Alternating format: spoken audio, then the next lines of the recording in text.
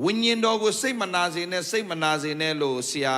ဘန်လင်းကတရားဟောနေချိန်မှာဆရာကဒီမှာထားရင်းနဲ့ဝိညာဉ်တော်နဲ့မိသားဖွဲ့တယ်ကိုရောကိုစိတ်နာစေတဲ့အဓိကအကြောင်းရင်းတစ်ချက်လေးကိုပြောလို့ရမလားကိုရောလို့အများကြီးတော့ရှိလိမ့်မယ်တစ်ခုလေးပဲအရေးကြီးဆုံးအရာပြောပါလားကိုရောလို့ဝိညာဉ်တော်အမုန်းဆုံးအရာကမာနစိတ်ထောင်လွှားစော်ကားခြင်းမှတ်ထား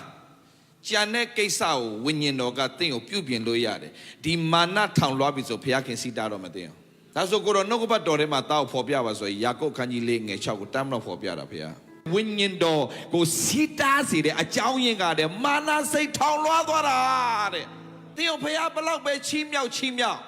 ဘယ်တော့မှထောင်လွှားတော့စိတ်မရှိနဲ့ထောင်လွှားတယ်ဆိုတာနှိမ့်ချမပြောလို့သူများလို့သူများခံခိုင်းတာအဲ့ဒါမဟုတ်ဘူးထောင်လွှားစော်ကားခြင်းဆိုတဲ့အရာဒီနှုတ်ကပတ်တော်ထက်ကိုရဲ့ခံစားချက်ကိုဦးစားပေးတဲ့သူက